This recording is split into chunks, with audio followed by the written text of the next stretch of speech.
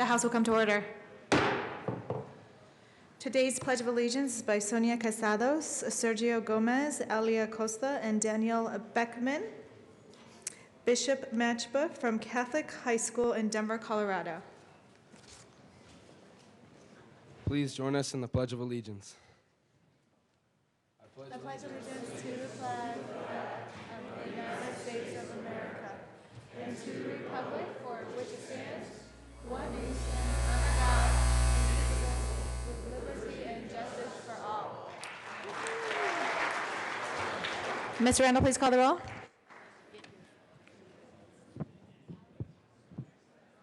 Representatives aren't. Becker J. Becker K. Beckman. Benavides. Bridges. Buck.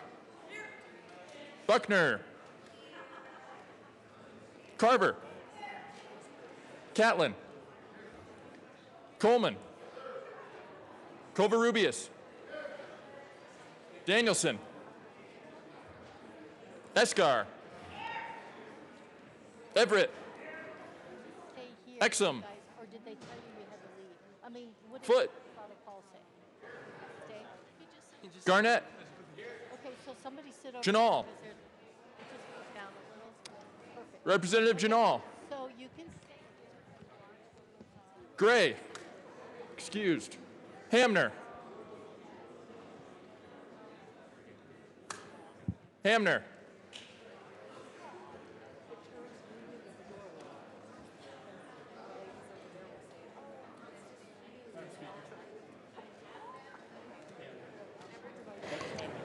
Excused. Hanson. Herod. Hooten. Representative Hooten. Humphrey. Jackson. Kennedy. Kraft Tharp. Landgraf. Representative Landgraf.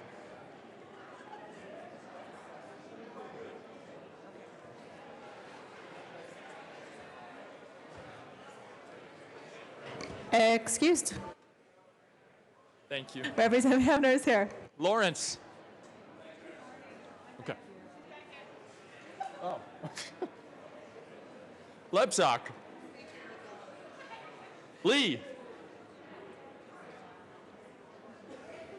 Representative Lee. Leonard. Lewis. Liston. Sorry. Lontine.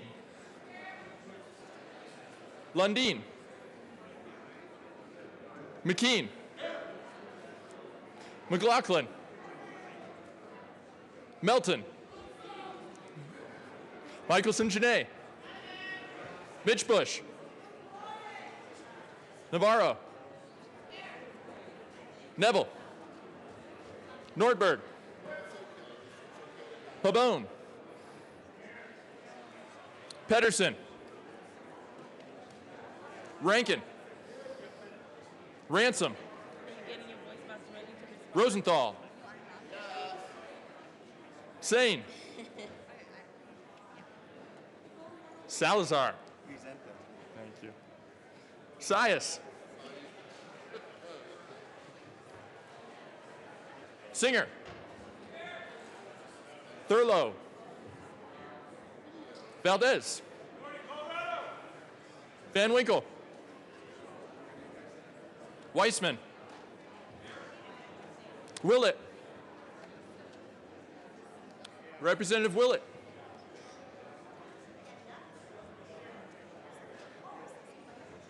Oh. Thank you. Williams. Wilson.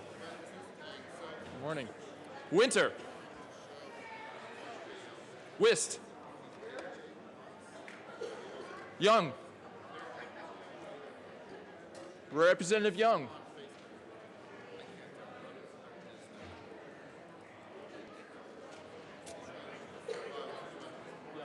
Excused. Madam Speaker. Present. All right, so Hamner and Landgraf both showed up, so I think it's just Young. Gray's gone all day. Oh, sorry, Gray. Yeah.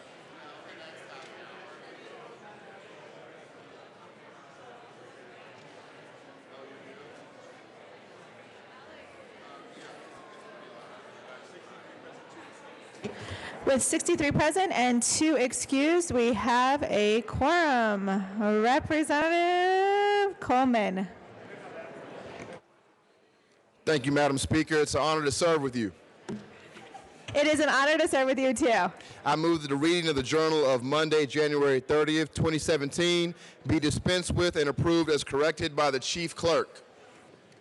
You have heard the motion. All those in favor signify by saying aye. All of those opposed signify by saying no. Ha, the motion passes.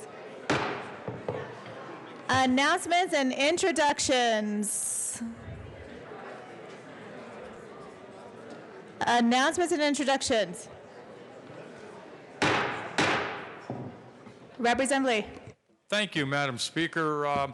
Colleagues, I am respectfully requesting time off from the legislature on Thursday and Friday of this week, and I have cleared it with the majority and assistant majority leaders, so I respectfully request time off. Yes, the absence is excused. Representative Lee. Thank you. Also, Judiciary Committee members, if I could have your attention, please. We're going to switch the order of the bills on the calendar for this afternoon.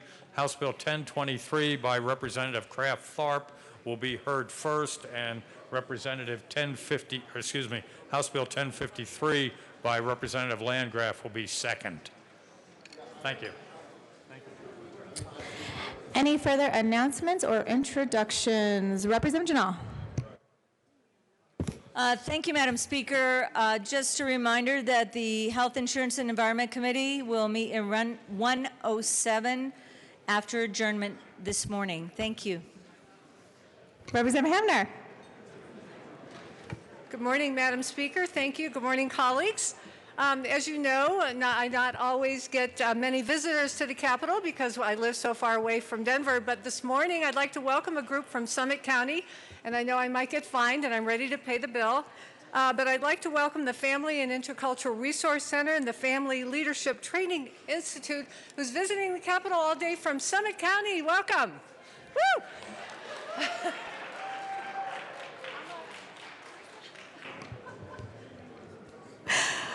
Representative Escar, Janal, and Arndt. Thank you, Madam Speaker. Go ahead. You have the info. The three of us are standing here today to welcome Colorado State Social Work School of Social Work. There's many of them, and we appreciate all you do. And I'm sure Representative Escar would like to say something too. Members, we have CSU social work here, and I also want to say I've been told there's members that came up from Pueblo, from CSU Pueblo as well. So I'm from Pueblo, so thank you all for coming and seeing us. And I just want to say welcome to the CSU College of Social Work as well, representing House District 52. I know some of you are in that district as well. Thank you. Thank you. And to our previous announcement, Representative Hamner will receive a $1 fine. Assistant Minority Leader West.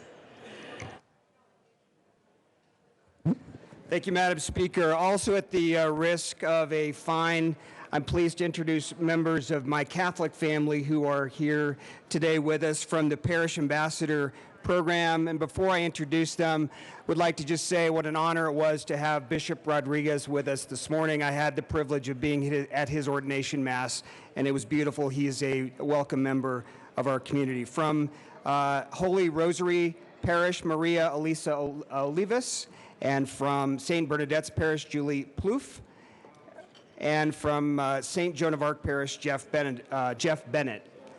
Welcome. Good to have you with us this morning. Thank you for spending part of your morning with the Colorado House of Representatives. Obviously, the Ambassador Program we view as an important piece in terms of our ability to reach disadvantaged groups and the poor in our community, and thank you for your service to our community. Welcome to the Capitol. That will be a $1 fine. Representative Beckman and Representative Houghton. Thank you, Madam Speaker. Yes, thank you, Madam Speaker. Good morning. Oh, Good morning. Go first. good morning. Go first. No, you first. You first. okay, fine, thank you. Good Would morning, like to members. Go first. Representative Houghton. Thank you, Madam Speaker. Good morning, members. Representative Beckman and I are here to remind you that Friday is Women's Heart Health Day. And this is an opportunity for us to all show our support. We are the sponsors of a joint resolution, and it is an opportunity for us to show our support for medicine that supports women's heart health and strokes. And we will all be wearing red. I'm sure you can all find some red in your closets. And we hope you can support us on Friday. Thank you. Madam Speaker.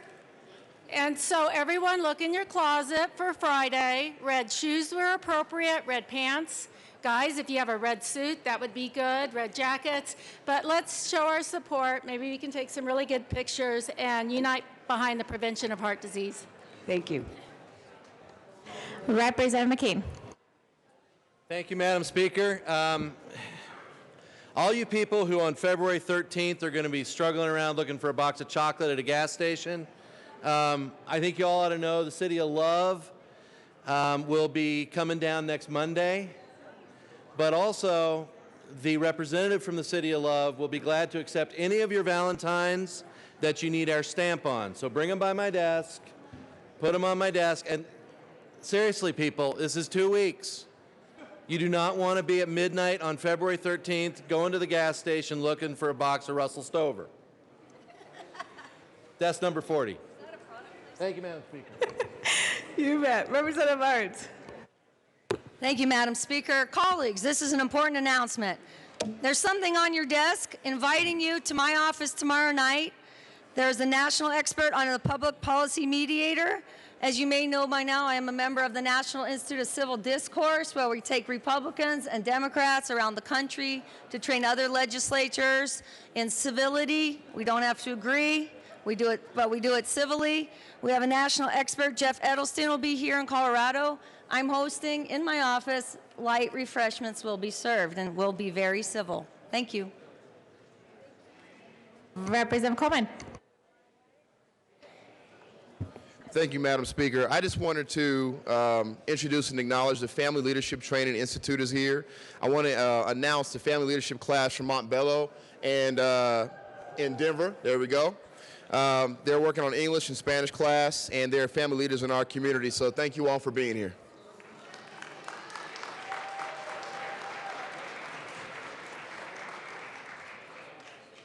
Representative Escar. Thank you, Madam Speaker. There's also a Pueblo group from the Family Leadership Institute here as well. If you made it. Oh, you came to the, thank you. They're on the floor. Welcome. Any further announcements or introductions?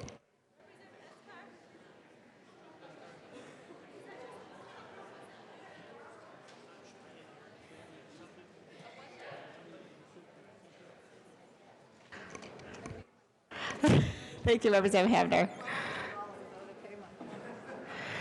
And Representative Escar, if it is not a blood relation, it will be $1 fine, but nice try. Any further announcements or introductions?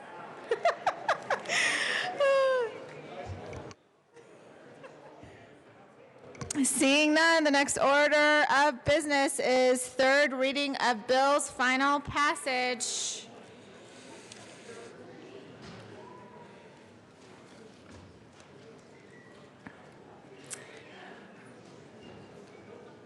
Mr. Randall, please read the title of House Bill 1005. House Bill 1005 by Representatives Arndt, also Senators Tate, concerning modernization of various laws relating to the Office of the State Auditor. Majority Leader Becker. Thank you, Madam Speaker. I move for the passage of House Bill 1005 on third reading and final passage. The question before us is the passage of House Bill 1005 on third reading and final passage. Mr. Randall, please open the machine.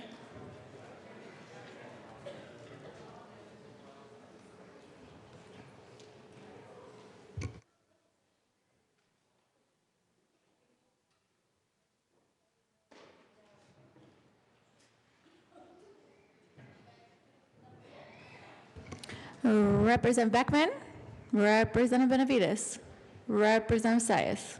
Please vote.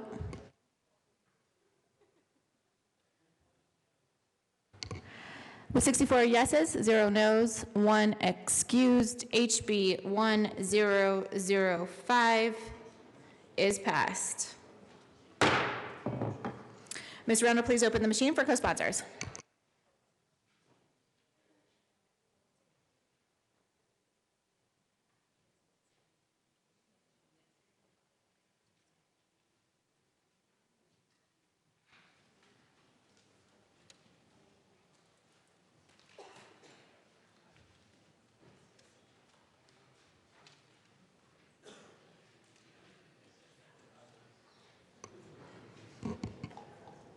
All right, please close the machine.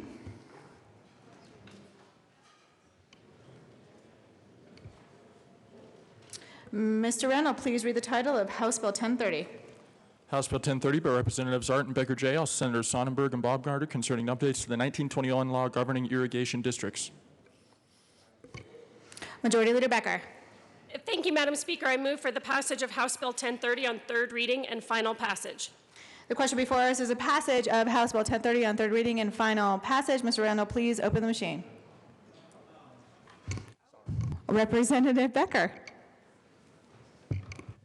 Thank you, Madam Speaker. And members, on this bill, you may have heard of some issues that we have to clean up yet, dealing with the treasurers in counties, dealing with their reimbursements and things like that.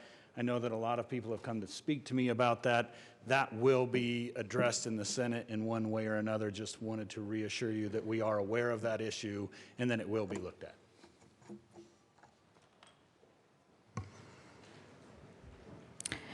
Mr. Randall, please open the machine.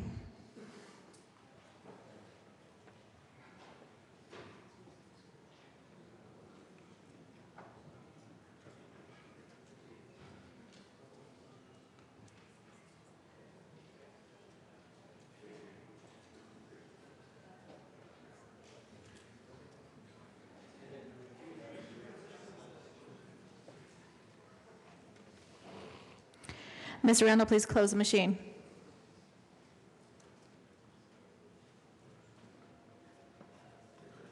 With 63 yes votes, 1 no, and 1 excuse, House Bill 1030 is passed on third reading and final passage.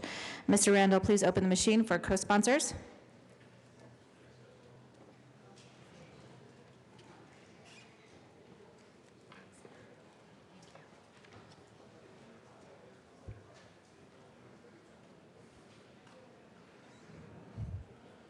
Mr. Randall, please close the machine.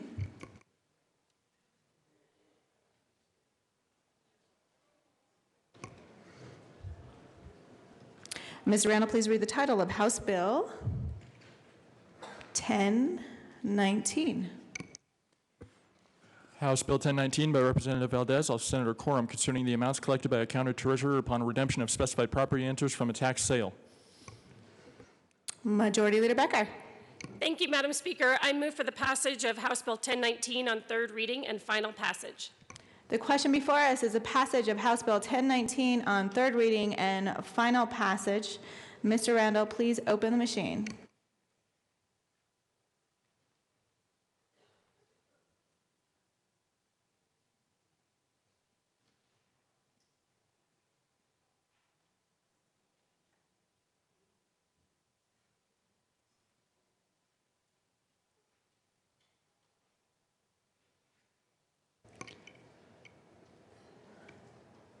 Representative Van Winkle, Representative Landgraf. Mr. Randall, please close the machine. With 62 yes votes, 2 no votes, and 1 excuse, House Bill 1019 is passed. Mr. Randall, please open the machine for co-sponsors.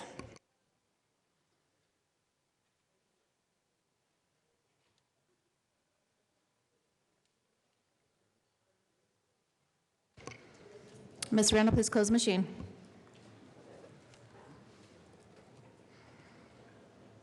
Please read the title of House Bill 1058.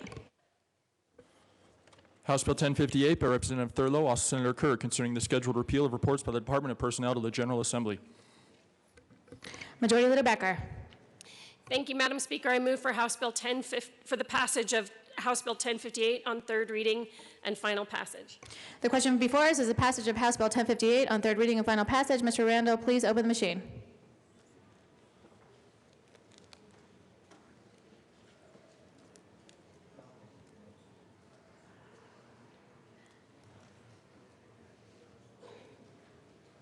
Mr. Randall, please open the machine for co-sponsors.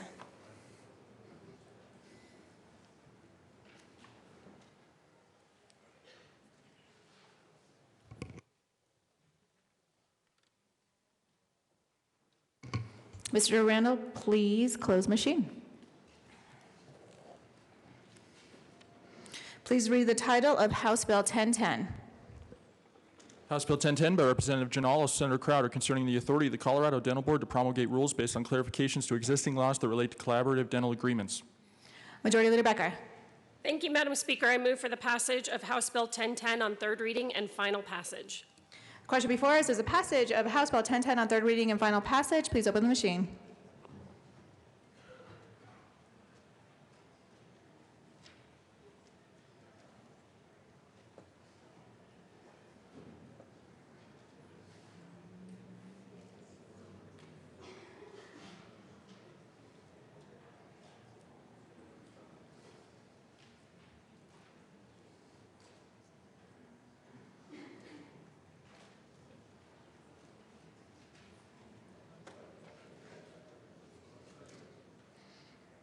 Please close the machine.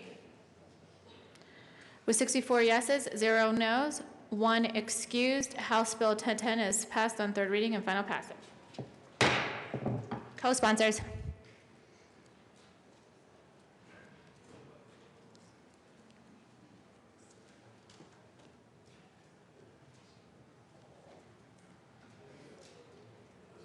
Please close the machine.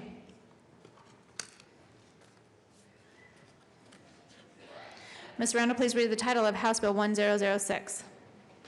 House Bill 1006 by Representative Foote, also Senator Kagan, concerning the authorization of a process to correct statutory citations and contained in executive branch agency rules published in the Code of Colorado Regulations without the requirement to follow rulemaking procedures. Majority Leader Becker. Thank you, Madam Speaker. I move for the passage of House Bill 1006 on third reading and final passage.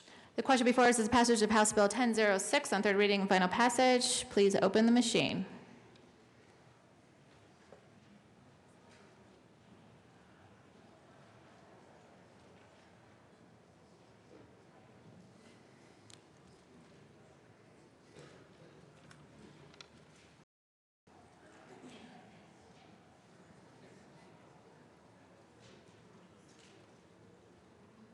Please close the machine. With 64 yes votes, 0 no, 1 excuse, House Bill 1006 is passed. Co-sponsors.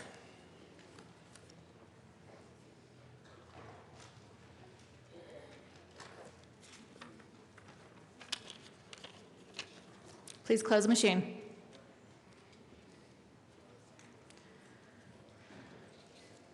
Mr. Randall, please read the title of House Bill 1050.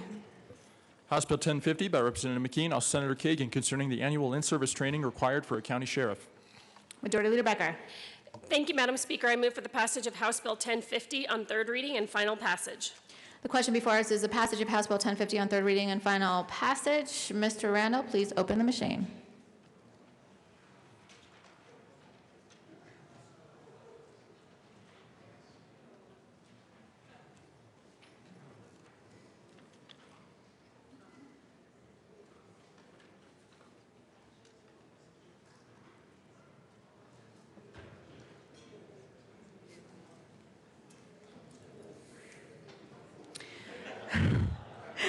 Please close the machine. With 64 yes votes, 0 no, 1 excuse, House Bill 1050 is passed. Co-sponsors.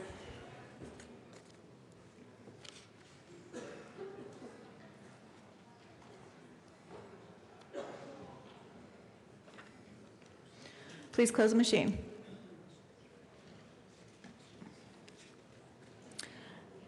Mr. Randall, please read the title of House Bill 1020. House Bill 1020 by Representative Singer, all Senator Martinez Humana, concerning ongoing staffing for the task force concerning treatment of persons with mental illness in the criminal and juvenile justice systems. Majority Leader Becker. Thank you, Madam Speaker. I move for the passage of House Bill 1020 on third reading and final passage. The question before us is a passage of House Bill 1020 on third reading and final passage. Mr. Randall, please open the machine.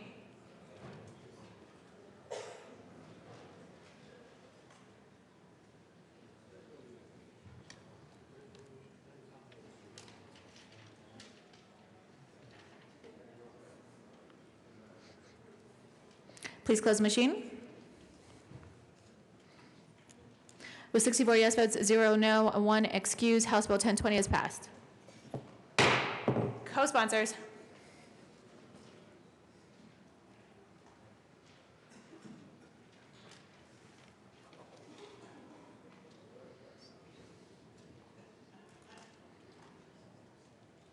Please close the machine.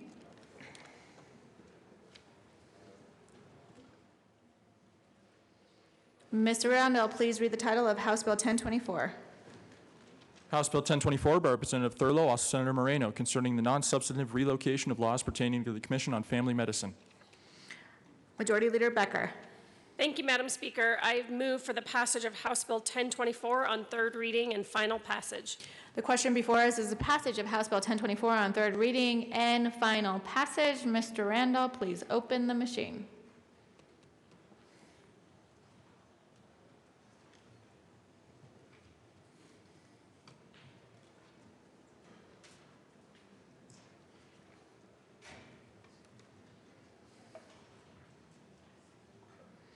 Please close the machine. With 64 yes votes, 0 no's, and 1 excuse, House Bill 1024 is passed. Co-sponsors.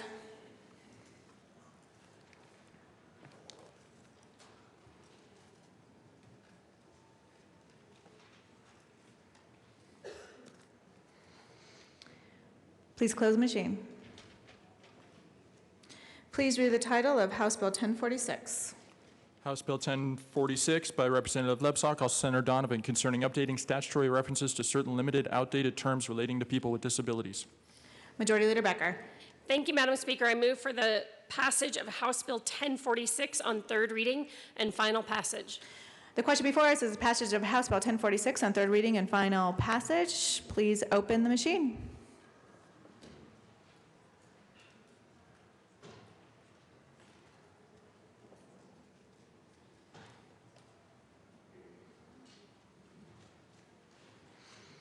Please close the machine. With 64 yes votes, 0 no, and 1 excuse, House Bill 1046 is passed. Co-sponsors.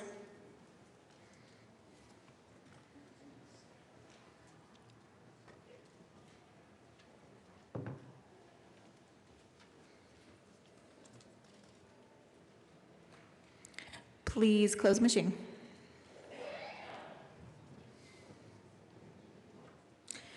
Please read the title of House Bill 1060. House Bill 1060 by Representative Thurlow, also Senator Tate, concerning the scheduled repeal of reports by the Department of Healthcare Policy and Financing to the General Assembly. Majority Leader Becker. Thank you, Madam Speaker. I move for the passage of House Bill 1060 on third reading and final passage. The question before us is the passage of House Bill 1060 on third reading and final passage. Mr. Randall, please open the machine.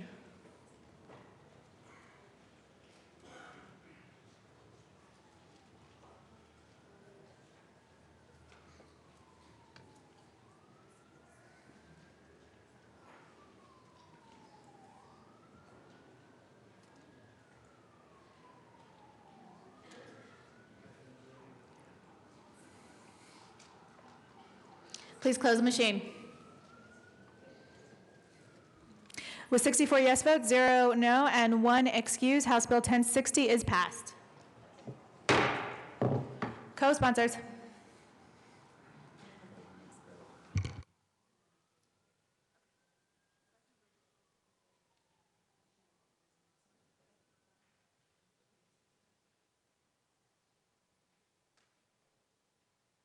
Please close the machine.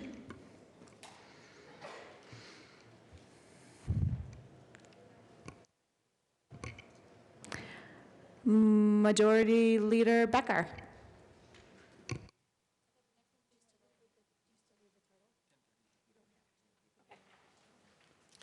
Madam Speaker, I move to lay over House Bill 1038 until Thursday, February 2nd. Seeing no objection, the motion before us is to lay over House Bill 1038 until February 2nd. Seeing no objection, that passes. Mr. Randall, please read the title of House Bill 1017. House Bill 1017 by Representative Kennedy, also Senators Baumgardner and Jean, concerning county surveyors. Majority Leader Becker. Thank you, Madam Speaker. I move for the passage of House Bill 1017 on third reading and final passage. The question before us is the passage of House Bill 1017 on third reading and final passage. Mr. Randall, please open the machine.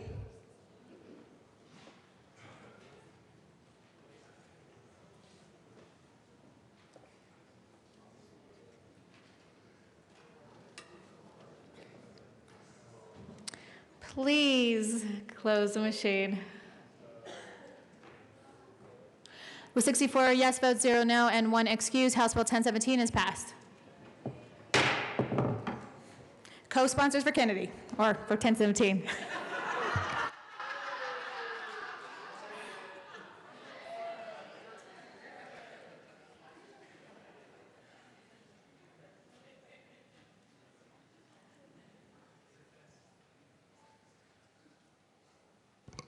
Please close the machine. Mr. Randall, please read the title of House Bill 1047. House Bill 1047 by Representative Thurlow, also Senator Tate, concerning the scheduled repeal of reports by the Department of Local Affairs to the General Assembly. Majority Leader Becker. Thank you, Madam Speaker. I move for the passage of House Bill 1047 on third reading and final passage. The question before us is the passage of House Bill 1047 on third reading and final passage. Mr. Randall, please open the machine.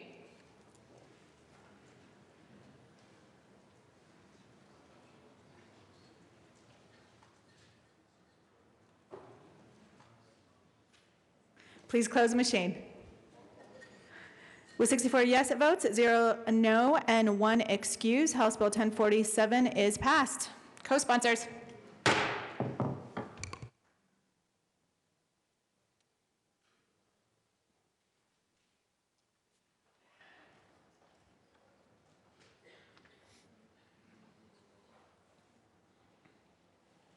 Please close the machine.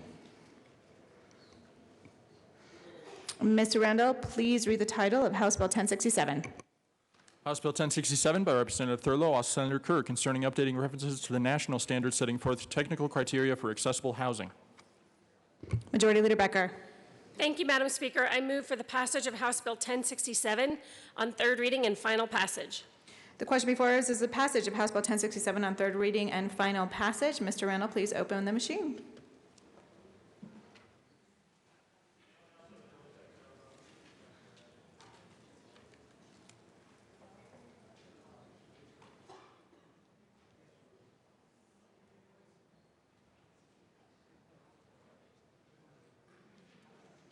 Please close the machine. With 64 yes, 0 no, 1 excused, House Bill 1067 is passed. Co-sponsors.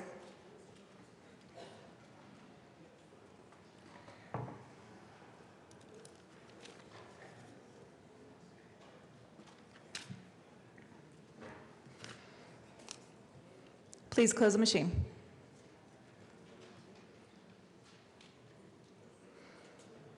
Mr. Randall, please read the title of House Bill 1014.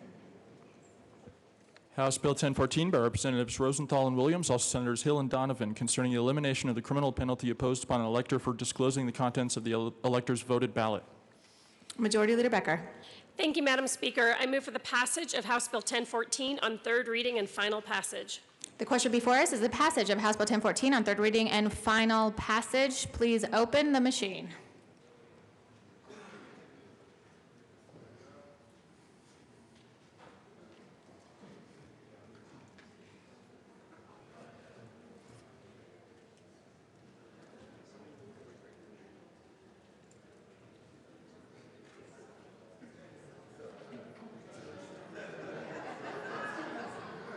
Please close the machine.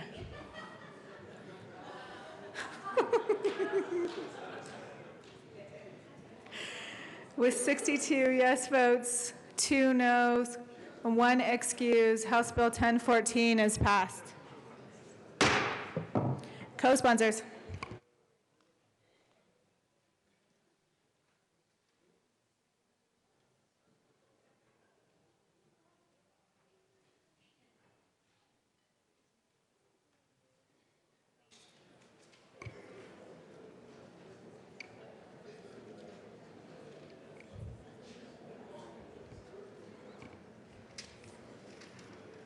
Any other co-sponsors?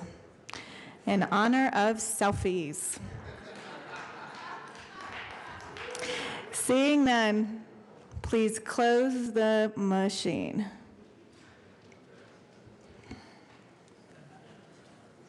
Mr. Randall, please read the title of House Bill 1018. House Bill 1018 by Representatives Mitch Bush and Liston, also Senators Gardner, concerning extension of the authorization for a regional transportation authority to seek voter approval for a uniform mill levy on all taxable property within its territory. Majority Leader Becker. Thank you, Madam Speaker. I move for the passage of House Bill 1018 on third reading and final passage. The question before us is the passage of House Bill 1018 on third reading and final passage. Please open the machine.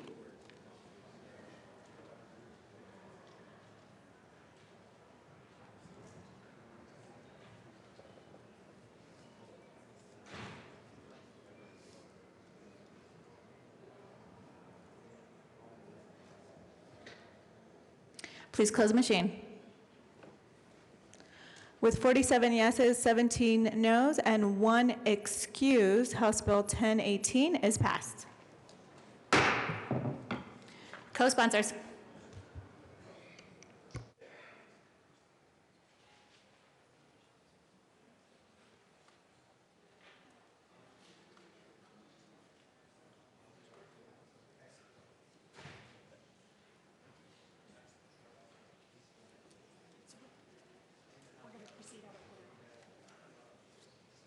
Please close the machine.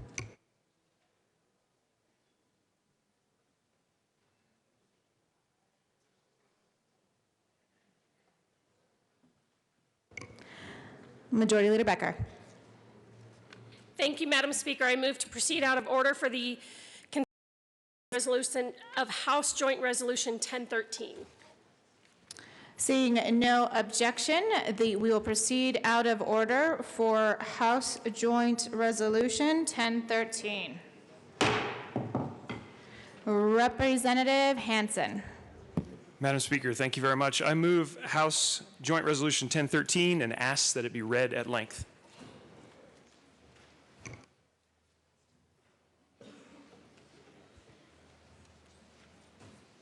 Whereas, since its founding, the United States of America has been a nation of immigrants, and whereas throughout its history, the United States of America has welcomed people seeking refuge from war, famine, terrorism, and other atrocities occurring in other nations on every continent, and whereas in 1948, Congress passed the Federal Displaced Persons Act of 1948, following World War II, to aid in the settlement of 400,000 displaced persons, and whereas the United States joined 145 other nations as parties to the 1967 United Nations Protocol on the Status of Refugees.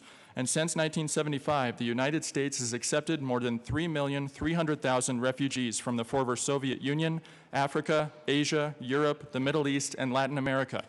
And whereas throughout its history, The United States has benefited from the significant contributions of immigrants, asylum seekers, and refugees who have become scientists, inventors, and entrepreneurs.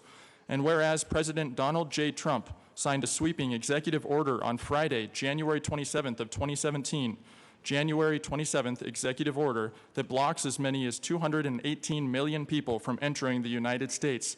And whereas the January 27th executive order prohibits entry of any refugee awaiting resettlement in the United States for 120 days, including refugees who had already received visas. And whereas the January 27th executive order also bars citizens of 7 primarily Muslim countries, Iraq, Iran, Syria, Somalia, Sudan, Libya, and Yemen, from entering the United States for 90 days, including students and workers who had already received visas. And whereas the January 27th executive order bars entry by all Syrian refugees into the United States for an indefinite period of time, including people who had already received visas. And whereas since its signing, the January 27th executive order has had a grave impact on individuals, families, and businesses around the globe. And whereas individuals and families who hold visas, green cards, or dual citizenship have been detained, delayed, or refused entry into the United States since the January 27th executive order took effect. And whereas those individuals who had been denied expedient entry into the United States include individuals who have aided the United States Armed Forces in various theaters of armed conflict, including Afghanistan and Iraq. And whereas the January 27th executive order has a disproportionate impact on Muslims, and whereas the preference of one religion over another is contrary to the traditions, statutes, and the Constitution of the United States, whereas religious, civic, and business leaders, including clergy of various faiths and denominations, leaders of many of America's largest companies, and elected officials belonging to both major political parties have all publicly expressed strong opposition to the January 27th executive order and its implications. Now, therefore, be it resolved by the House of Representatives of the 71st General Assembly of the State of Colorado, the Senate concurring herein, that we, the members of the General Assembly, find that the United States should continue to thoroughly review refugee, asylum, and immigration applications on an individual basis to ensure that those entering the country do not pose a threat to public safety, but such reviews should be conducted without establishing a blanket ban on all refugees or immigrants from particular countries and religions. And the January 27th executive order runs counter to the values of this nation enshrined by our founders in the Declaration of Independence, affirmed by our Constitution of the United States and statutory law, and celebrated by many of our national symbols, including the Statue of Liberty. And federal judges in at least 5 states have partially blocked the enforcement of the January 27th executive order. And in particular, some federal judges have found that there is a strong likelihood that the January 27th executive order violates the due process and equal protection guarantees of the United States Constitution, and that enforcement of the January 27th executive order is likely to cause irreparable harm. And the President of the United States should immediately rescind the January 27th executive order. And absent immediate action by the President of the United States, Congress should act to supersede and render moot the President's January 27th executive order, and in doing so, restore certainty and predictability to the United States immigration law and affirm, as a matter of policy, the promise of liberty and freedom to people around the world who are facing hardship. Be it further resolved that copies of this joint resolution be sent to President Donald J. Trump, Vice President and President of the Senate Michael Pence, the Majority Leader of the United States Senate Mitchell McConnell Jr., the Speaker of the United States House of Representatives Paul Ryan Jr., the Honorable Governor John Hickenlooper, and each member of Colorado's congressional delegation. Representative Hansen and Representative Michelson Janae. Thank you, Madam Speaker. Good morning, colleagues. I rise today to ask for your support of this resolution. We're reminded by Mark Twain that patriotism is supporting your country all of the time and your government when it deserves it. I think we have a clear example here of a time when the government does not deserve our support. And we need to rise today to make sure that that message is clearly coming from Colorado. I have an immigrant story like many of you in this room. My family came here in the 1870s, built sod houses, conquered the plains, survived the Dust Bowl, sent its sons off to fight in World War II. My wife's family, her family arrived in the 1970s, escaping oppression in Africa and Uganda and Tanzania. Sent their kids to college, now successfully contributing to the United States as doctors, lawyers, business executives. That's what this country is about. And what the president did on January 27th takes us in the opposite direction of honoring that legacy of immigration to this country. I believe we must defend the rule of law. I believe that this executive order is extrajudicial and unconstitutional and subverts due process. Visa holders, green card holders, permanent citizens, even citizens have been refused entry during this process. Over the last 4 years, Colorado has welcomed 8,000 refugees to this state. They've been successfully welcomed and are integrating into our economy and into our social fabric. Again, we cannot turn our back on that legacy. We also can't turn our backs on people who have helped us in our armed conflicts around the world. We know that interpreters and other people that have aided the armed forces in Iraq and Afghanistan have been part of this order and have been detained at airports. It's simply unacceptable. The last point I would make is that this has a serious business impact. The major corporations such as Ford, Coca-Cola, Microsoft, the list goes on, leading American firms who are against this order because it disrupts American business and has an impact on our economy and our well-being. In closing, I'd like to remind us of some words now on the day after the 69th anniversary of Mahatma Gandhi's assassination. He said in the 1940s that power based on love is 1,000 times more effective and permanent than that derived from fear. I believe we have a clear example of power being derived from fear with this executive order. I ask us to reject that. I ask us to embrace an America that is based on compassion, inclusiveness, and openness. That's what we're about. That's what makes us strong. And I urge your support of this resolution. Thank you. Representative Michelson-Janae. Thank you, Madam Speaker. In the early 1900s, two members of my family, of my children's family, escaped mandatory conscription into foreign militaries. One was the Austro-Hungary, and the other was Russia, where Jews were being taken in at very young ages and forced to fight for a military that was defending the pogroms that were happening amongst my family. My children's great-great-grandfather came to Colorado, where he was told that he had family. We don't know what his last name was because he changed it upon coming to Colorado, and he joined the Fishman family. And when I came to Colorado, I did all the research on the census where he shows up in the census. And he had a chicken farm on Colfax. And he started a family. He got married at 990 Galapagos Street, and my children's grandfather was born there. They were married in front of that house. It's bright pink today, and by the way, I discovered that the family believed they were married a year later than they were actually married. There were 2 marriage licenses on record. They came to this country in seeking refuge, and they found it here. When chaos ensued in our country upon the executive order, I happened to be in the airport. I didn't show up for the rally there, although I might have. I was flying out that day from Denver to Los Angeles. And I sat there on the plane. I paid for the $8 for the Wi-Fi. And I watched people, including 2 of our representatives, stand up and speak to the fear and the concern that was happening. And I tried to process what was going on. And from what I could see, we all feel that we need a safe America. I believe that. We all want a vetting process that keeps out terror. I believe that. But we have a process that didn't happen. Through an executive order, there was confusion amongst the agencies. How do we carry out this order? Congress was left out of the conversation. There wasn't the process of creating legislation that might have clear directives and may have tamed some of the fear and the chaos that happened in our country. This is my first time serving in public office. I come here from a background of communication and bridge building.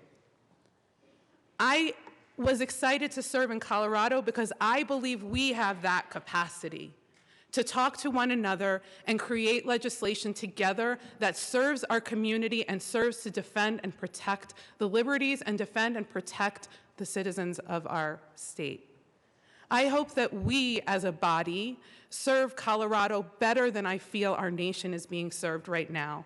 And I look forward to working together to create safety and concern in our community. My district includes Aurora. And I, like many of you, spent the summer walking doors and finding that magical moment between after work and before dinner so you didn't annoy the family that you were going to knock on the door of. And as I knocked on the doors, they opened to the sense of dinner. North African dinner, Mexican dinner, Italian dinner. The smells that were what make the beauty of this country. And we cannot afford to lose that beauty and the diversity, not only for our gastronomical delights, but because of the different businesses, as my colleague mentioned, that make our state and our country great. Please stand with us and let's work together to continue to create a beautiful, diverse country that does provide that refuge for those who are in need. Minority Leader Neville. Thank you, Madam Speaker. And members, I think it's important to note that I don't think there's any disagreement that we are a nation of immigrants. This is simply a temporary halt in some of the most dangerous areas. That's all the executive order is. There's no denying that we all support immigration and support the fact that we need to do it right. But this morning, if I could point out that if President Trump intended to ban Muslims from our country this past weekend, it was a laughable effort, as something like 87% of the world's Muslims continue to be able to seek visas to visit our country.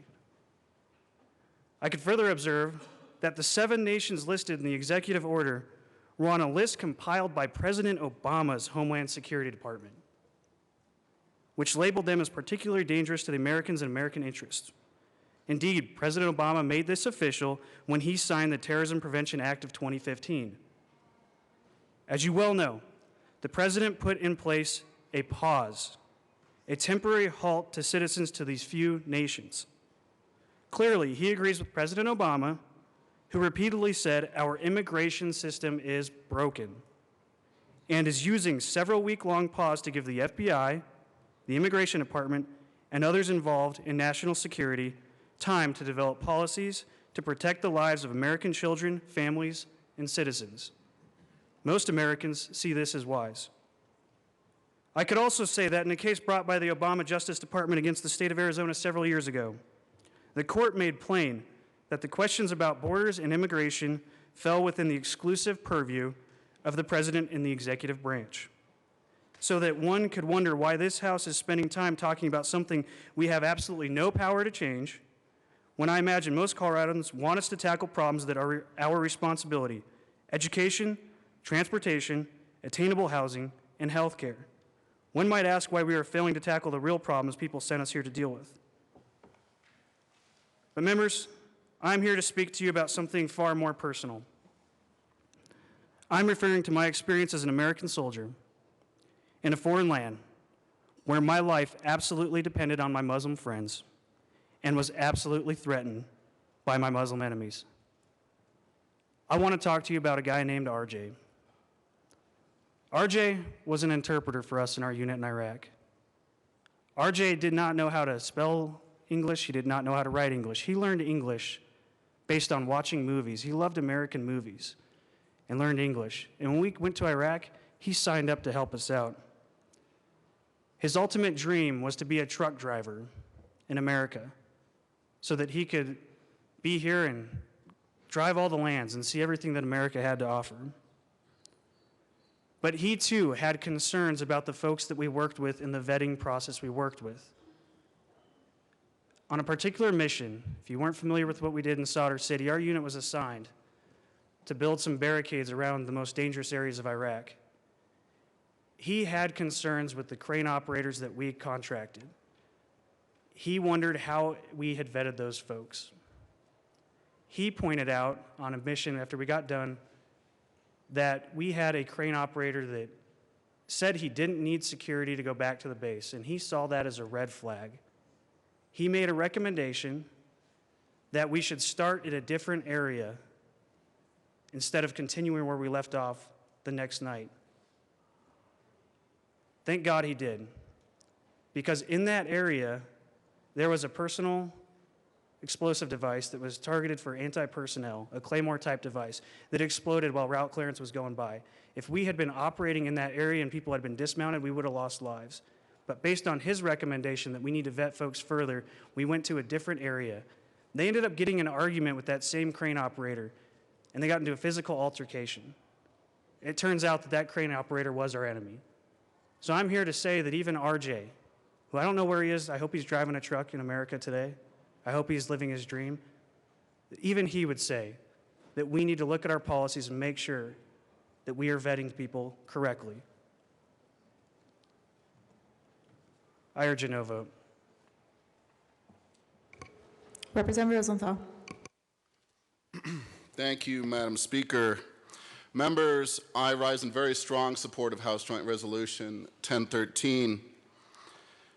I believe that we've all heard about how this executive order, it was random, it was arbitrary, it does not make sense. We've heard how in the news, particularly not one refugee since 2001 has engaged in a terrorist attack against our country. Countries that are not on the list of the 7, Saudi Arabia, for example. Most of the terrorist attackers in 9/11 came from Saudi Arabia, and again, it is not on the list. You've probably heard how this executive order does not keep America any safer. It actually puts us even more at peril and threat. It's turning our friends into enemies and proving our enemies right about who we are and what our goals are. Saying we're going to confiscate their oil. It proves our enemies in countries like, in some of the hardliners in other countries, including in Iran, for example, who wish to isolate Iran's people from the rest of the world. The Iranian people being a wonderful, religiously diverse people, with Zoroastrians, Jews, Baha'i, Christians, Armenians, Azeris, with a 5,000 or so year history, with incredible food and hospitality, a lovely countryside, kindness to tourists. Last year, I sponsored a Persian breakfast. Maybe some of you came by. It was really delicious and very healthy. Perhaps when we do our next one on March 24th, you can come by. You're more than welcome. We may have an issue with the government of Iran, but not with its people, most of whom love the United States. What message does this send to them? We don't want to be your friend now? Maybe the hardliners in your country are right? Instead, we need to engage these people. We need to engage these cultures who have come to our country, many of whom have lived here for years and decades. One such event that I have attended last Friday was with the Persian Cultural Circle. And my friend Nushin is in the balcony here today with us.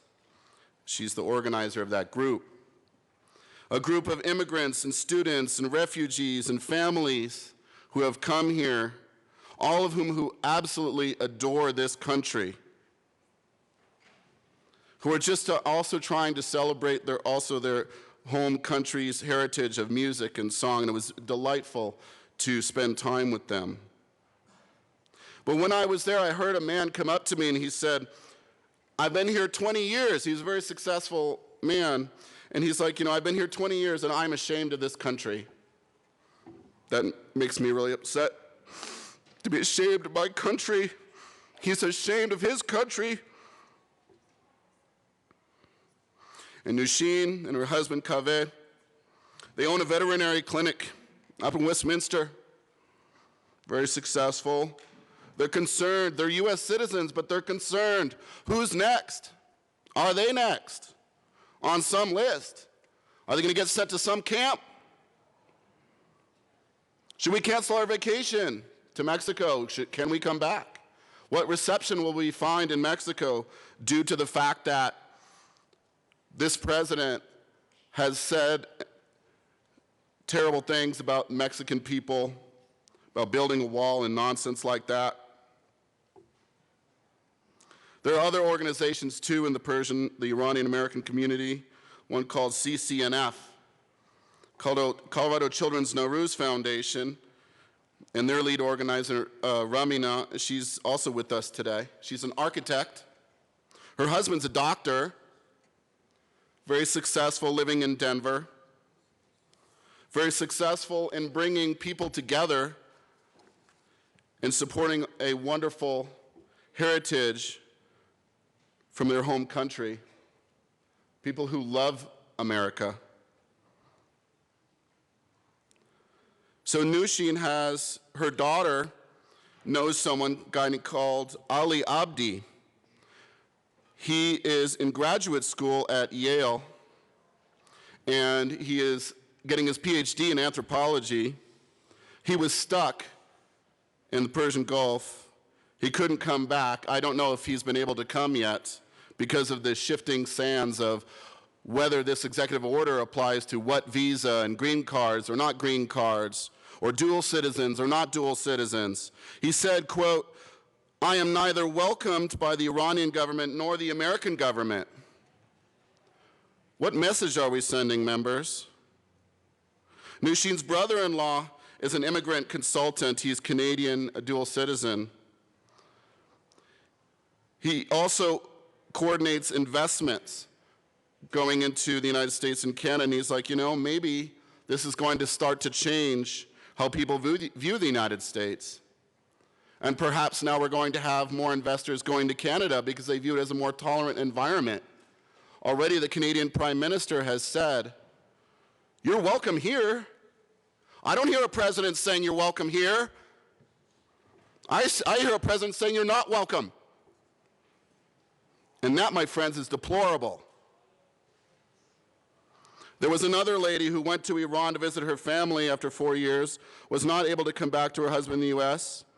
She was sent back to Iran from Europe. She does not know whether she's going to be able to come back here. There's an Iranian scientist who had a special visa to do research at Harvard on tuberculosis and diabetes, also turned away at the gate in Frankfurt, told to go back home. Members, these folks don't want to do us harm.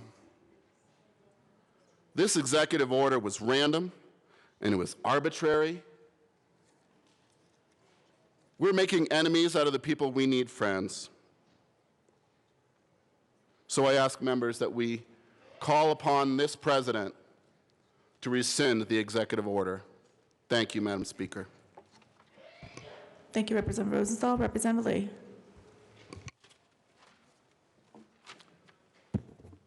Thank you, Madam Speaker. I stand in support of this resolution condemning the January 27th executive order by President Trump, and I thank our new colleagues, Representative Hansen and Michelson-Janae, for bringing it. This executive order is ill-conceived, mean-spirited, and divisive. It is overtly discriminatory and most likely illegal. It is causing immediate and extraordinary hardship to thousands of legal immigrants and refugees. It ignites and magnifies the worst prejudices among us, and it sows the seeds of division, hate, and prejudice in the body politic. It is actions such as this that preceded and presaged one of the most horrific periods of genocide in the history of the world.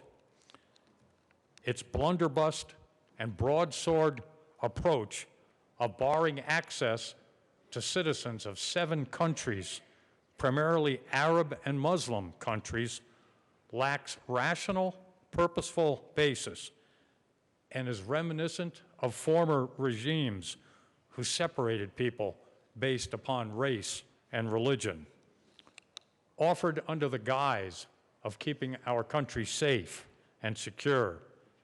It contributes to neither and undermines both. This executive order is contrary to the highest principles and most cherished ideals upon which our country was founded: equality, justice, and liberty under law. As the resolution states, since our founding fathers have been a country of, since our founding, the country has been a country of immigrants, and we have welcomed people from around the world seeking refuge from war, famine, terrorism, and atrocities. In New York Harbor, near Ellis Island, where millions of immigrants entered this country, stands the Statue of Liberty, which contains the poem, The New Colossus, the Mother of Exiles. Emma Lazarus, the daughter of a Portuguese Sephardic Jews, immigrants, wrote it in 1883. Not like the brazen giant of Greek fame, with conquering limbs astride from land to land, here at our sea-washed sunset gates shall stand a mighty woman with a torch whose flame is the imprisoned lightning, and her name, Mother of Exiles. From her beacon hand glows worldwide welcome. Her mild eyes command the air-bridged harbor that twin cities frame. Keep ancient lands your storied pomp, cries she with silent lips. Give me your tired, your poor, your huddled masses yearning to breathe free, the wretched refuse of your teeming shores. Send these, the homeless, tempest-tossed, to me. I lift my lamp beside the golden door. This is the America that we live in. This is the America that we want. This is not the America characterized by this executive order.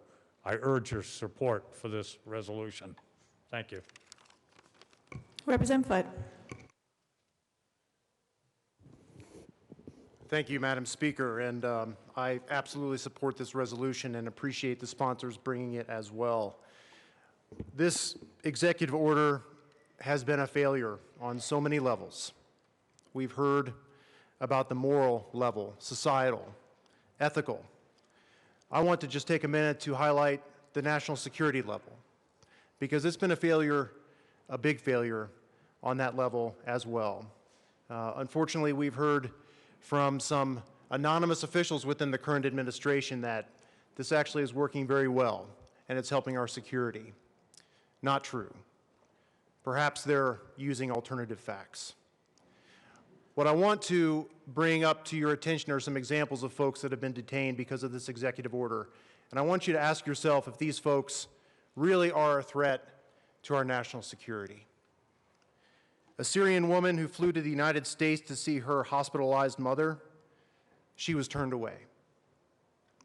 A 25-year Somalian refugee, 32 years old, but had been a refugee for 25 years, who had gone through extensive multi-year vetting process. He was not allowed to board his flight. If his flight would have been the day before, he would have been here. A legal permanent resident from Iran who was married to a United States citizen that had just left the United States to visit family before coming back home. A 77-year-old who was going to see her U.S. citizen son living in Michigan one more time before she died. A 5-year-old whose mother is Iranian and she's here legally. Is a 5-year-old really a threat to our national security? A 12-year-old Yemeni girl stuck at the Djibouti International Airport who was supposed to reunite with her family here in the United States. A mother from Iraq who came to the United States to see her son, who actually currently serves in the United States Army. And of course, Iraqi interpreters, and others that helped our troops while we were there. According to many, many reports, quote, jihadist groups on Sunday celebrated the Trump administration's ban on travel from 7 Muslim-majority countries, saying the new policy validates their claim the United States is at war with Islam. Are these the folks that are really national security threats that we're concerned about? I ask Congress to do their job, provide an effective check on the president. We've heard over the last many years howls of protest against executive orders that were far more benign than this one. We need to hear a lot more from Congress, and we need them to check the executive and make sure that this policy is rescinded.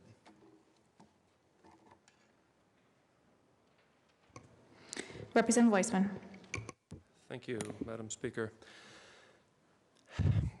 In the 1840s, the Great Famine of Ireland killed and displaced tens, hundreds of thousands of people, maybe 1 million people. My great-great-grandfather was lucky because he was not one of those. But there was so little left in Ireland for anyone who survived the famine that his son, my great-grandfather, had to leave his home country for good, and he went looking for a place to start over. He came here. He came to America. In the immigrant slums of Philadelphia, he met a woman from his home country, from Ireland, from the very same county, in fact.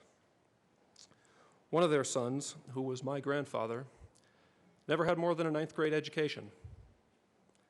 This was long enough ago that when he went looking for jobs, there were still signs in shop windows that declared, "No Irish need apply." But nonetheless, he served this country in World War II. He raised 3 successful daughters, and he worked in journalism, and he worked in civil service for many years, and he retired with dignity. He contributed to this country, in other words, and he came from immigrants. In Eastern Europe and in Russia, between about 1880 and 1920, the anti-Jewish pogroms also killed tens or hundreds of thousands of people. My other grandfather was also lucky, however, because he was not one of them. But he and his family, like thousands of other Jewish families from that part of the world in that time in history, knew that they had to flee, or they might not be so lucky next time. So they got on a boat. I've actually found the passenger manifest from that boat in 1911, and they came here too, to America. My grandfather was 3 or 4 years old when he stepped off the boat with his family, and he spoke only Yiddish at that time. But he learned English. He put himself through college in 3 years, somehow, and graduated from medical school when he was 24 years old.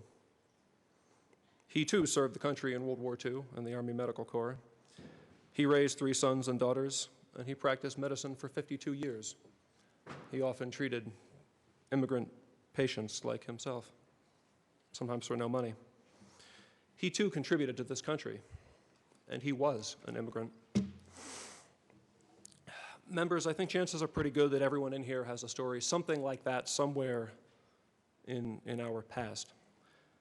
And in your version of that quintessential American story, what country your ancestors came from and what language they spoke when they arrived may change, but the point of the story is the same. Flight from poverty, persecution, discrimination, and maybe death itself to find the same basic thing that everybody wants here, the thing that anyone who's ever come to America has wanted, and that is simply opportunity. You know, I think that those of us who sit at these desks in this chamber and have our names up on these boards here occupy some of the most privileged and powerful positions in the whole state of Colorado. So I've asked myself often, and I think we should all ask ourselves, without the opportunity that your ancestors found when they came to this country from wherever they came, however long ago they came, would you be sitting here today with your name on the board in these desks? I know that I would not be. If, when your ancestors had sought America's shore, they found not a lamp beside a golden door, but a harsh and hastily penned order mandating no more, would you be sitting here today? I know that I wouldn't be. Aurora's past poet laureate once referred to our city as the Ellis Island of the Plains. I think it's a beautiful phrase. Immigrants, asylees, refugees, visa holders, green card holders, everybody targeted in this executive order, everybody scapegoated in the executive order. Those are my constituents. And whatever corner of the state you represent, they're your constituents too. Please vote yes. Representative Salazar. Thank you very much, Madam Speaker, and thank you, Representatives Hansen and Michelson-Janae, for bringing this important resolution, as it is much needed in this very dire time. We just finished having Martin Luther King resolution just 2 weeks ago, and many people stood up to talk about Martin Luther King and the virtues of standing up for others, including those who are disadvantaged and are oppressed. So it shocks me and it pains me to see that when this resolution is read, as every resolution when it's read, we all stand up in honor of the resolution. Maybe not so much the fact that we agree with what the resolution says, but it's the decorum of this body to stand in favor of resolutions, and then you can always disagree with it if you wish to at the well. Someone whose family goes back much further than any member of this body goes back, except possibly the Speaker of the House. My Spanish side goes back to the 1600s. We were here before there was a United States and before there was a state of Colorado. And my Apache side goes back 25,000 years. And I've always seen it as the greatest hypocrisy in America that those who decry the immigrant are here by virtue of immigration. I will say that again. The greatest hypocrisy in America is that those who decry the immigrant are here by virtue of immigration. And that's exactly what these executive orders are. It is straight and pure hypocrisy that this president, whose mother is an immigrant and whose father is an immigrant, should now decry immigrants and say that it's because of national security. And what's really amazing is how our members of Congress, including Republican congressmen, congresswomen, and senators, are saying that this does not help our national security. It hurts us. And I heard one say this weekend that it actually hurts our moral standing in the world. Think about it. Going after refugees. The very first Europeans who came to the eastern shores of this country were taken in by American Indians because they were refugees from religious persecution. Let that sit on your minds for a while, the hypocrisy. That people who are fleeing countries because they are being persecuted because of their religion are no longer welcome here, according to this president. Let that sit on your minds, the hypocrisy. Think about how we have caused wars in other countries and we have made a mess of things, and now that people are trying to come here because of the persecution that they feel, because of the fact that their family members are dying, are no longer welcome here, according to this president. Think about the hypocrisy. Our lives begin to end the day we become silent about things that matter. That's a great quote from Dr. Martin Luther King. But it's not just this executive order that took place on Friday, but it's been the multitude of executive orders that have taken place throughout the week. Did you know that there's an executive order that criminalizes neighbors if they don't report a neighbor they think is suspected of being undocumented? We saw that during the Jewish Holocaust, during the Nazi regime in Germany, where they criminalized neighbors if they didn't report someone they thought was Jewish. And it's happening in 2017 in the greatest country of the world, the United States of America. Think about the hypocrisy.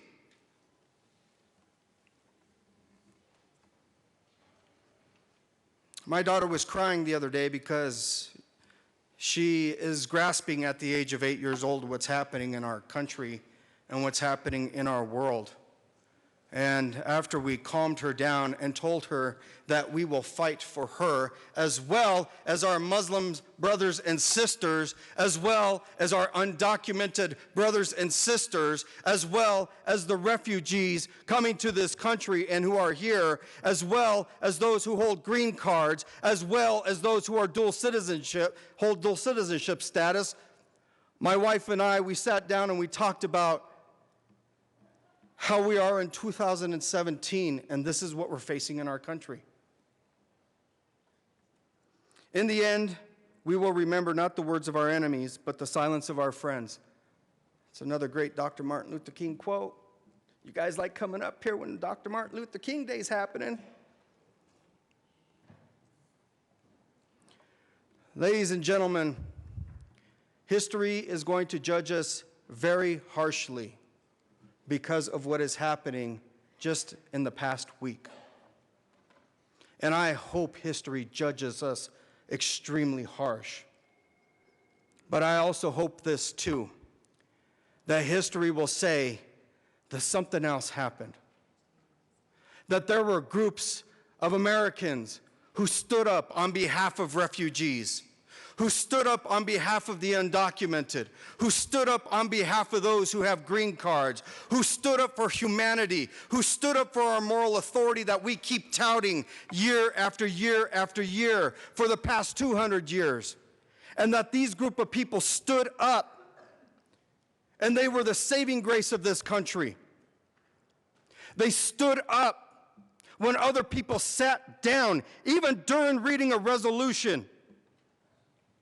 Because if you are neutral in situations of injustice, you have chosen the side of the oppressor. That's what Desmond Tutu said. This is not a political issue, folks, and it's not a partisan issue either. Stand up for your neighbors. They need you. They're scared. And in 2017 in the United States of America, they should have nothing to fear. Thank you. Please do not applause. We will have decorum. We are in our resolution. We typically do not applause. Also, members, I would also like to remind you to refrain from making personal references. Representative Benavides. Thank you, Madam Speaker. I rise in to support this resolution. This executive order referenced in the resolution addresses the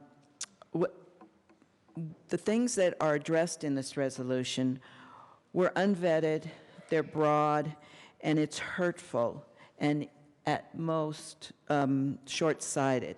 It bans refugees for at least 120 days, and that was the restart. And I will tell you, as an attorney, I recognize that the President has broad authority with respect to immigration.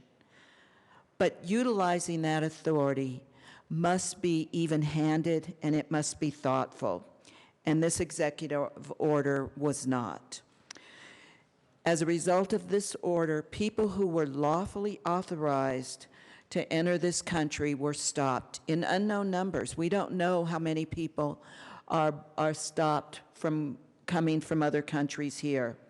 It detained people in our airports who were lawful visa holders.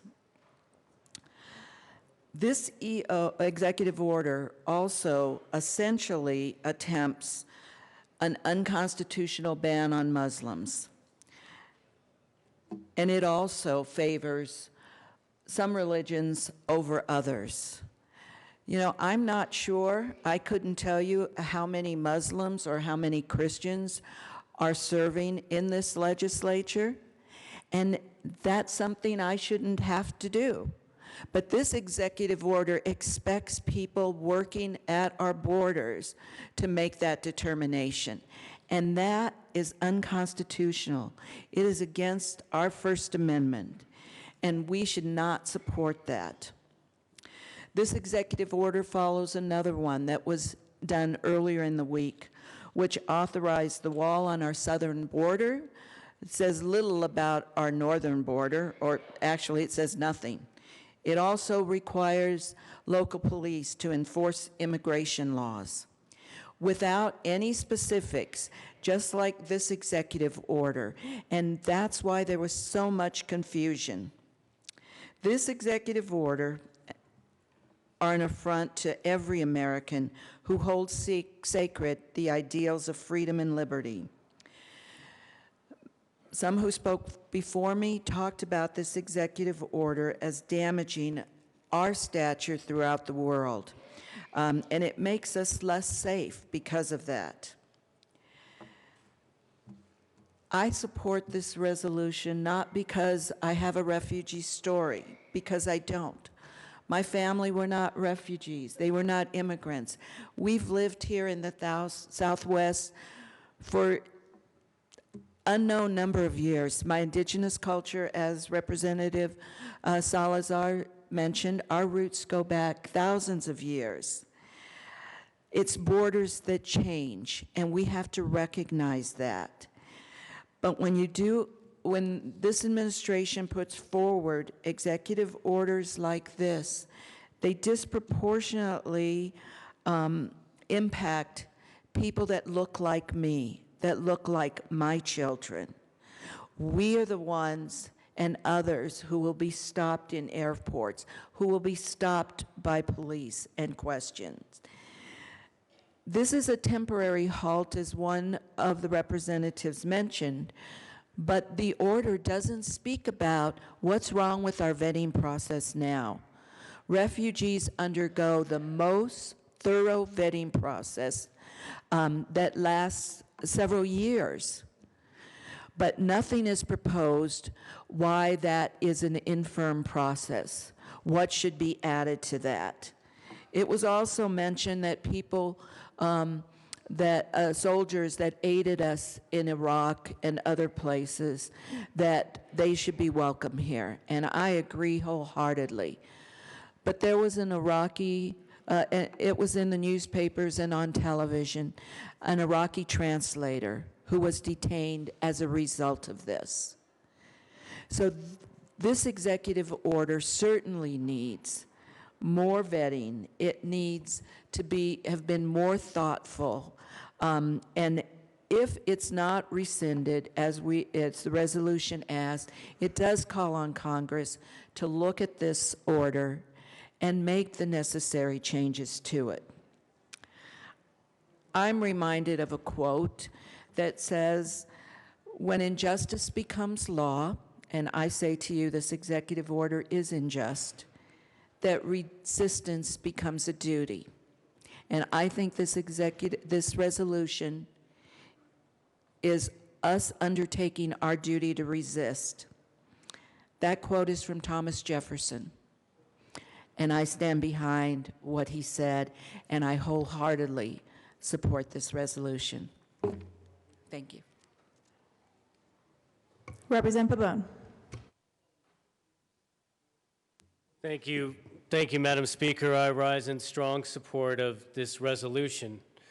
You know, over the course of the last several days, I've received many notes, many emails, many social media posts from constituents who I've known for a very long time and I hold near and dear to my heart when I walk into this chamber every day.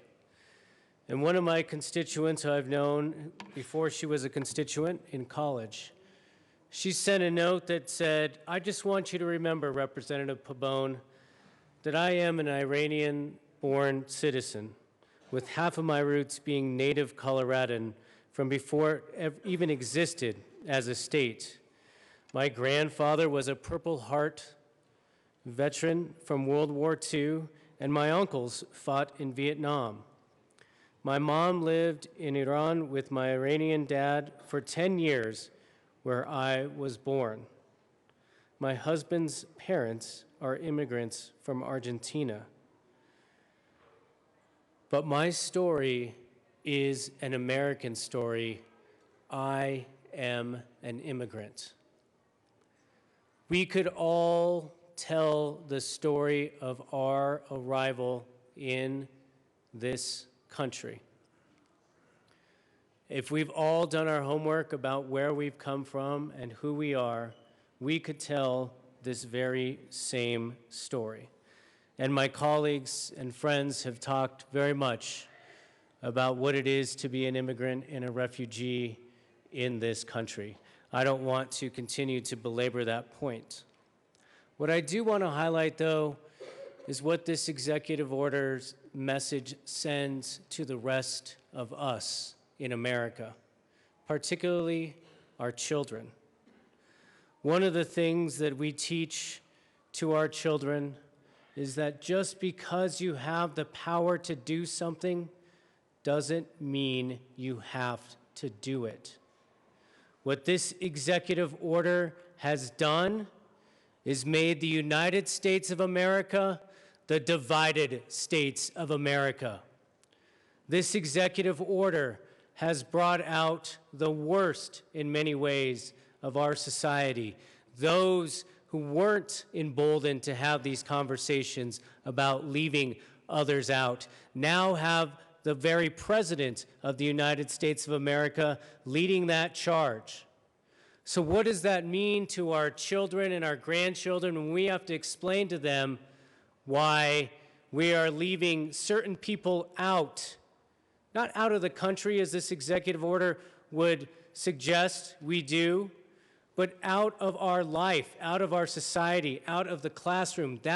Those are the conversations that are happening today in our preschools, in our kindergartens, in our grade schools, and in our high schools, and our colleges, because I heard from my daughter last night saying, "Dad, how do I explain this to the girls in my sorority?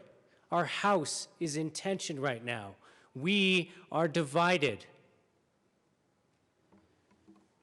This executive order is much far-reaching than just the refugees that are sitting in our airports and stranded in their countries where their families are here waiting to get back home to their children.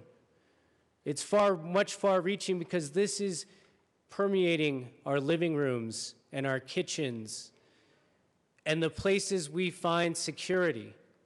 We are now having division and tension. And so I rely on my family, I rely on my faith when I try to decide how do we handle this type of situation. And I'll just leave you with this, two passages that have been shared with me from our Bible, from my Bible. Leviticus, "The foreigner residing among you must be treated as your native born. Love them as yourself, for you were once foreigners." And Matthew, "For I was hungry, and you gave me drink. I was a stranger, and you welcomed me." I strongly support this resolution, not just to stand with our refugees and those stranded all across the world, but also our children and our grandchildren and our history, so that we can explain one day what this executive order did, and we can say that we stood against it and with all of those who need our help when they needed it the most. Thank you. Representative Willett. Thank you, Madam Speaker. I wasn't going to get up here, and I recall the remarks of Leader Neville that we really can't do anything about this issue. It's a federal issue. And so we're probably, best served to move on. But my mom was a Jersey girl. My dad was a lawyer in New York City, and I was born there. And I hope I'm the only member here who lost a relative, my cousin, in 9/11 in the towers. They couldn't find his remains. He ended up in a landfill in Staten Island. Kurt Horning, and I was called to get up here and honor him and his parents Kurt and Diane, who haven't spoken to most of the family for the decade since, who spent all their time filing lawsuits and working to get the remains recovered and DNA done so they could give their son a burial. These are tough issues, but folks, let's not call out and personalize because we differ on some of these issues. We were never so galvanized as we were after 9/11. Thank you. Representative Winter. Thank you, Madam Speaker. I rise in support of this resolution. I want to tell you about my friend Maurice from college. We went and cheered him on every Saturday night. It was the late 90s, so he taught me to love ska. But he also had a big scar that he was proud of, that showed where he came from and his strength and resolve, and reminded him of why he loved our country. He was from Lebanon. His mother and his sister and him fled when he was 3. He was shot as they fled. And as I was texting him last night to see how he was and his family was in these tough times, and I tucked my children in and I looked at them and knew as a mother I would do anything I could to keep them safe. And I thought of his mother carrying a 3-year-old who had been shot through a war zone to the hope of our country that said, if you work hard and you play by the rules, you can get ahead. As she carried her shot 3-year-old through a war zone, we were the beacon of promise. We were the beacon of hope. There is a poem written by a Syrian refugee that said, no one puts their children on boats unless the water is safer than land. And as I tucked my children in, I thought about what if I was carrying them through a war zone? What if I was putting them on a boat because it was safer than where we were coming from? And this executive order took away our standing in the world of a beacon of hope, of prosperity, of refuge, of somewhere that you can come. There are mothers and fathers today carrying their children through war zones, putting their children on boats, and we are no longer that place offering hope. I believe that we must lead our lives to not be dictated by fear, but we must lead our lives dictated by compassion. Representative Herod. Thank you, Madam Speaker. I rise in support of this resolution. The latest executive order that is the subject of this resolution is un-American, an attack on our Coloradan and American values. We cannot endorse executive initiatives that are immoral, illegal, and irresponsible. This executive order and the ones we have seen recently are those things. Barring entry into this country because of one's national origin or religion is immoral. Refugees are fleeing prosecution, and we have a proud American history of standing behind them. I ask those members that have not stood today, and all of us in the chamber, where is your humanity? Significant portions of this order have already been deemed legally problematic by federal courts. And that is why, one of the many reasons we should repudiate these orders. The orders jeopardize the safety of our soldiers overseas. As a proud daughter of a military mom and a proud sister of 2 brothers serving in the armed forces today, this order puts them and all of us in direct jeopardy. The order is counterproductive to our war on terror and ignites an anti-American sentiment around the globe. Let's not fool ourselves about the real consequences. Now, we have heard President Obama's name brought up in this debate and many others, saying that he issued a similar order. Members and those who are listening, let me clarify for you, he did not. In deciding to stand down in defense of Trump's executive order, acting U.S. Attorney, up until a few moments ago, Attorney General Sally Yates said, "I am responsible for the positions we take in the court, remain consistent with this institution's solemn obligation to always seek justice and to stand up for what is right." Members, I ask that we stand up for humanity and what is right today. This past weekend, I stood with my colleague, Representative Joe Salazar, at Denver's International Airport. We stood with neighbors, Christians, Muslims of all different backgrounds, Africans. We stood with them as neighbors and said, we stand together. We will not allow hate to divide us in this country. Among shouts of, "Let them in," and "No wall," our neighbors and one of my constituents came up to me crying. She asked if she was safe. She asked if she was going to be able to remain with her family in Colorado. She asked, "What's next?" I think a lot of us are asking those very similar questions. But members,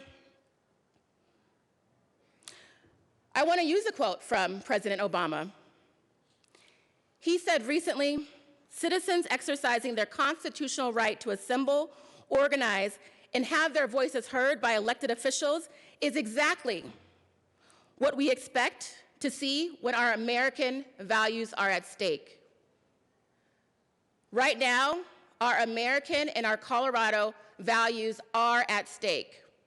Members, I ask that you rise in support of this resolution, and then I ask you to go and stand with your neighbors, your colleagues, your constituents out in the protests and the demonstrations, and remind them that we are here for them, all of them, that we stand with them, regardless of their national origin or religion, and that Colorado and America is a safe place for them. Thank you. Representative Singer.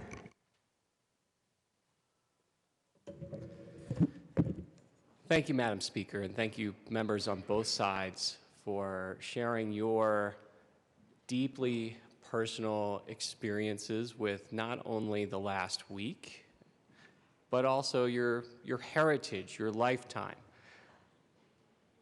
I can only imagine what some of you are feeling right now inside, but I've got a pretty good idea because I'm in this room too. When I looked at this resolution, when it was first put across our desk, I asked, well, what's the point? Why are we doing this? Why are we here? Why are we doing a resolution, a joint resolution, a resolution that's going to go over to the Senate, when we could just make a political statement out on the West Steps, out at DIA, and make those courageous stands against a wrong-headed decision that I can only guess where it's rooted in. But at the same time, I heard some things from my side of the aisle today that were awfully close to something that I'm very concerned about in this body. And that's that we do not impugn each other's motives. I've had my own motives impugned in this well before. When someone comes to me and asks why I wrote a bill, I won't even say the words because it has nothing to do with this, but why I wrote a bill and impugned my own motives. And that person wasn't gavelled down, and that wasn't this year. But then we hear other people, they do things that sound awfully close to that. I don't know why people will vote for or vote against this bill. It's not, or a resolution. It's not my job to guess those motives. My job is to look at what the words on the paper say and say where I stand, and I can represent my own motives to show that I am standing with my community and my friends and my family who are scared because they've chosen to have a religion which apparently, if they came from a country just neighboring where they live, wouldn't be able to come back and visit their own family today. That's scary to me, and I am scared. At the same time, we need to find a way to forge bonds that will actually work in this body. And so I hope that we can work together, and when we can't work together, I hope that we can at least not impugn each other's motives. We can do that outside this building. We can do it outside the well if you really want to. But it's the words on the paper that we have to move forward on today. And I certainly hope that when we send this resolution to the Senate, that this gets a free and fair hearing, and this isn't colored or tainted by some of the emotions that came up today, because I don't judge your motives, right wing or left wing in this building.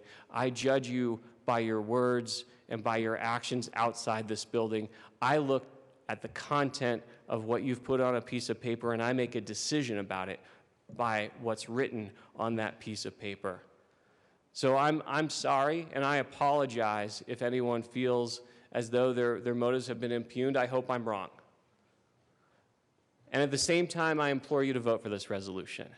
I implore you to vote for this resolution, not only for the reasons that you've heard, but for even some of the reasons that I heard on the other side of the aisle today. We've heard from the Bible. We've heard from the Old Testament, the New Testament, even our own Constitution, even our 14th Amendment talks about equal protection under the law for people. Equal protection under the law for people. Not for citizens, not for residents, but for people. And so in the spirit of equal protection, I hope you vote for this resolution.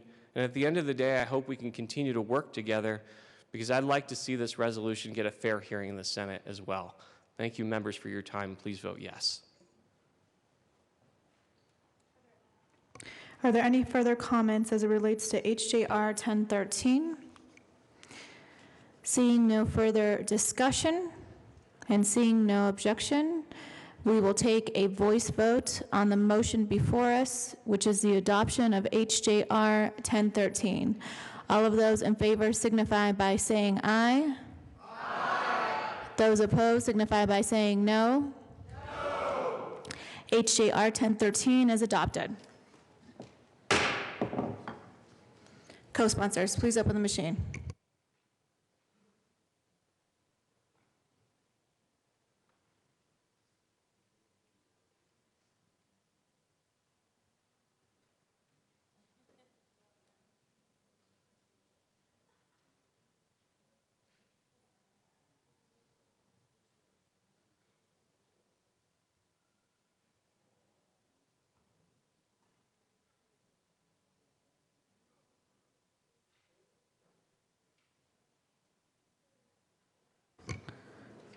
Please close the machine.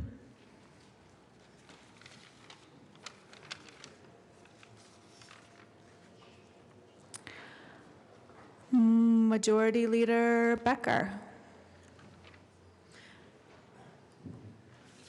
Thank you, Madam Speaker. I move the balance of the second reading calendar be laid over till Wednesday, February 1st. You have heard the motion. Seeing no objection, the second reading calendar will be laid over. Majority Leader Becker, would you like to put us in recess?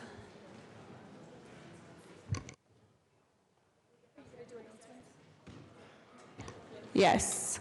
Announcements and introductions before we do that. Nice catch, Majority Leader Becker. Announcements and introductions. Representative Kraft-Tharp. Thank you. So just to remind you, there are no business committee meetings today. We will be meeting on Thursday and hearing House Bill 1098 on Thursday. Thank you. Representative Janal. Thank you, Madam Speaker. And Health Insurance and Environment will meet in 10 minutes down in room 107.